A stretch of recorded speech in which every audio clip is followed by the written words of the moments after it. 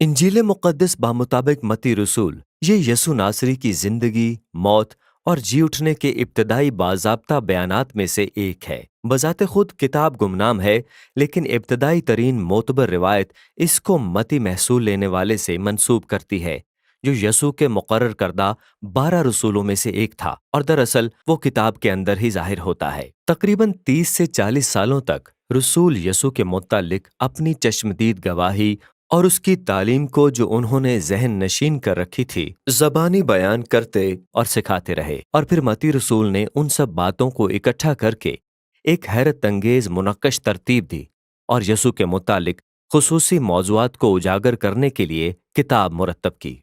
इस वीडियो में हम सिर्फ किताब के पहले निस्फ हिस्से का अहाता कर रहे हैं। खुसूसी तौर पर मती रसूल जाहिर करना चाहता है कि किस तरह यसू मसीह की ज़ात, खुदा और इसराइल के बारे में सारी बाइबली कहानी का तसलसल और तकमील है। ये कि यसू दाऊद की नस्ल से मसीहा है, ये कि वो मूसा की मानिंद एक मोतबर उस्ताद है, और सिर्फ यही नहीं, यसू इब्रानी ज़बान में इमैनुअल है, जिसका तर्जुमा है खुदा हमारे साथ। मती रसूल ने ये किताब एक तारुफ और फिर खुलासे के साथ तरतीब दी है, और ये यहाँ मरकज़ में 5 हिस्सों के गिर्द एक इहाते के तौर पर काम करते हैं, जिनमें से हर एक हिस्सा यसु की तालीम के एक तवील हिस्से का खुलासा पेश करता है। अब ये तरतीब दानिस्ता तौर पर बनाई गई है और यह हैरत अंगेज है। बस देखिए ये कैसे काम करती है। पहले बाब से तीसरे बाब तक यसु की कहानी को पुराने अहदनामे के सहाइफ के साथ मरहला वार जोड़ा जाता है।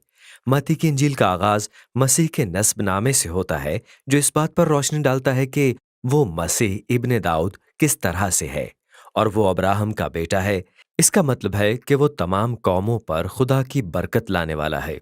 इसके बाद हम यसु की पैदाइश की कहानी तक पहुंचते हैं और मालूम करते हैं कि इन तमाम वाकयात में पुराने अहदनामे के नबूवती वादों की तकमील कैसे होती है।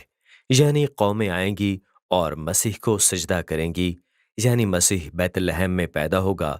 लेकिन इससे भी बढ़कर ये कि यसू रूहुल कुद्स की कुदरत से पेट में पड़ेगा और उसका नाम अमानुएल रखेंगे।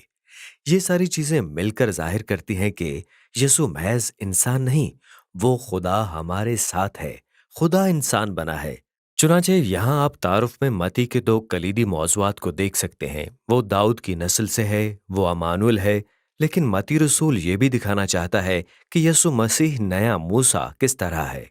यसु मसीह मूसा की तरह मिस्र से आया, वो बपतिस्मे के पानी से गुजरा और 40 दिन के लिए बियाबान में दाखिल हुआ, और फिर खुदावंद यसु नई तालीम देने के लिए पहाड़ पर जाता है। इन सारी बातों से मती रसूल दावा कर रहा है कि यसु मौऊदा मूसा से अजीम शख्सियत है, जो इसराइल को गुलामी से निजात दिलाएगा, उनको नई इलाही तालीम देगा, उनको उनके गुनाह से निजात देगा और खुदा और उसके लोगों के दरमियान एक नए अहद का रिश्ता कायम करेगा।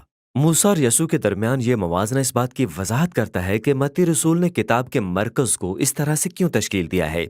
ये 5 अहम हिस्से यसू को एक उस्ताद के तौर पर जाहिर करते हैं और मत्ती रसूल ने एक मवाजना किया है। यसू बतौर उस्ताद मूसा की 5 किताबों के मतवाजी है।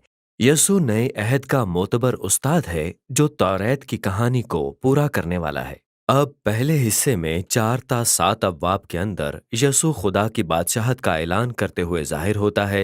हकीकत में ये कलीद है। हकीकत में बादशाहत खुदा की तरफ से अपनी सारी दुनिया को बचाने के इकदाम के बारे में है, और ये यसू बादशाह के जरिए वजूद में आ रही है। यसू बुराई का मुकाबला करने आया है, खासकर रूहानी बुराई और इसकी शैतानी जबर, बीमारी और मौत की मीरास का। यसू खुदा की हुक्मरानी को बहाल करने और लोगों का ऐसा खानदान तश्कील देने की बदौलत पूरी दुनिया पर हुकूमत करने आया है, जो उसकी पैरवी करेंगे, उसकी तालीमात को मानेंगे और उसकी हाकमियत में जिंदगी बसर करेंगे।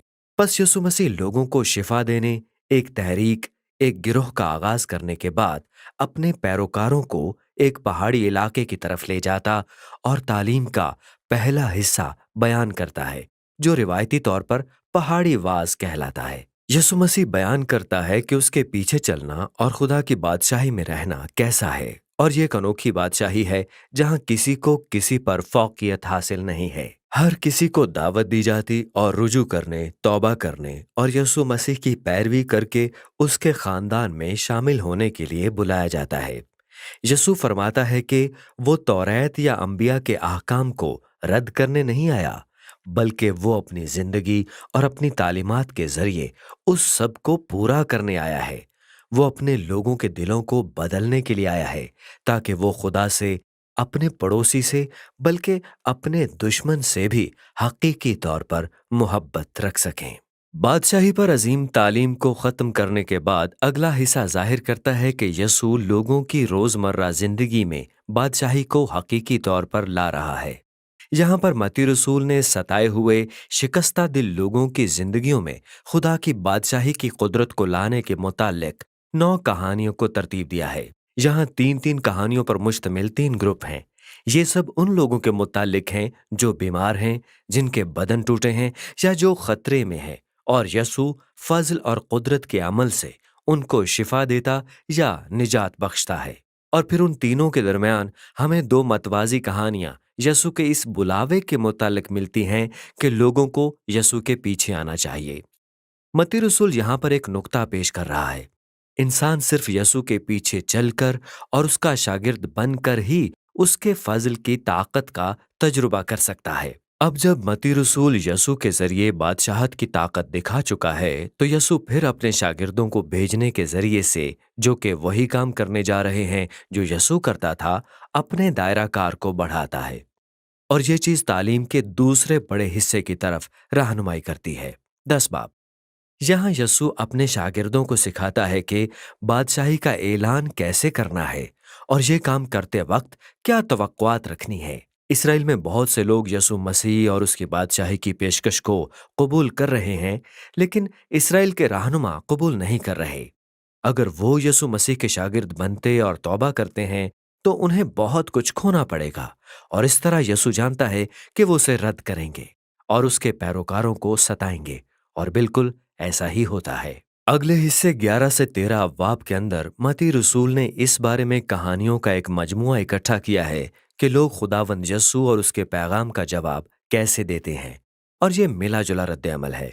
कुछ कहानियां मस्बत हैं। बाज लोग यसु से प्यार करते हैं और समझते हैं कि यसु ही मसीह है। कुछ लोग गैर जानिबदार हैं, मसलन यूहन्ना इस्तबागी या यसु के खानदान के लोग, और वो वाजे करते हैं कि यसु वो नहीं जिसकी वो तवक्को करते थे। और फिर आपके पास इसराइल के रहनुमा हैं, वो पूरी तरह से मनफी सोच के हामिल हैं। आपके पास फरीसी और कलाम मुक़द्दस के उलमा हैं, वो सब मिलकर यसु को रद्द करते हैं। उनका ख्याल है कि वो एक झूठा उस्ताद है, यानी वो लोगों को गुमराह कर रहा है। वो अपने बारे में जो बुलंदो बाला दावे करता है, उनमें कुफ्र का मुर्तकिब होता है। लेकिन यीशु इस सारे रद्द अमल से हैरान नहीं है। दरअसल वो 13वें बाब में तालीम के बड़े हिस्से पर तवज्जो मरकूज करता है। यहाँ मती रसूल ने बादशाही के मुतालिक यसु की तमासील का एक मजमुआ इकट्ठा किया है।